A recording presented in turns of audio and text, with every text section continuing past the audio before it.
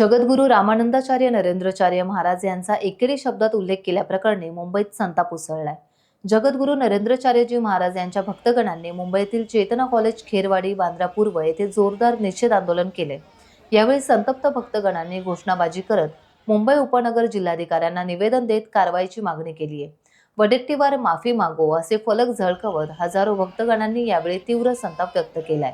तसेच प्रतिकात्मकरित्या वडेट्टीवार यांच्या प्रतिमेला जोडे मारले।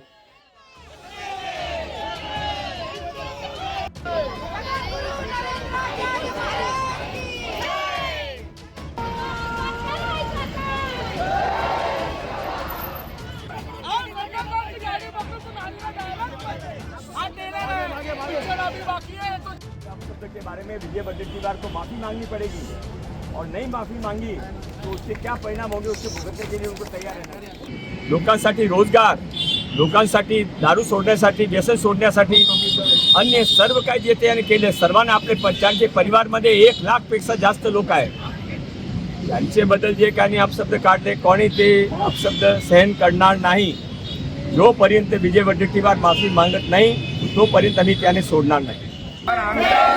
अन्याय करणार असला तर त्याला दंड मिळालाच पाहिजे, मिळालाच पाहिजे। त्यांची ही हालत होणार ही सगळ्यांनी लक्षात ठेवा। हा संतांचा अपमान आहे, हरिभक्तांचा अपमान आहे आणि तो आम्ही सहन करणार नाही हे लक्षात असू द्या। भगिनींनी सुद्धा जो मतदान केलेलं आहे हे बाहेर पडून मतदान करायला आम्ही त्यांना सगळ्यांना भाग पडले। कीर्तनकार, प्रवचनकार यांच्या माध्यमातून ते संस्कार झाले। त्यांनी उपदेश केल्यामुळेच आम्ही हे मतदान केलंय आणि आजच्या विधानसभेचं हे चित्र बदललेलं आहे। महाराजांना जे त्यांनी शब्द वापरलेले आहेत ते त्यांनी परत घ्यावे आणि तिथे येऊन त्यांनी माफी मागावी ही सर्व आम्हा भक्ताकडून, शिष्याकडून मागणी आहे। त्यांनी केलंच पाहिजे, मागणी सर्वांची आहे आणि ती मान्य केली पाहिजे आणि आजच्या आज त्यांनी तिथे येऊन माफी मागितली पाहिजे। आम्ही तुम्हाला आवाहन करतो, तुम्ही नरेंद्राचार्यांची माफी मागितली पाहिजे। तुम्हाला काय वाटलं? तुम्ही बोलणार नाही आणि तुम्ही आमच्या गुरुची नाही बोलता। अरे जगद्गुरूंच्या पुढे तुमचा बल आहे का?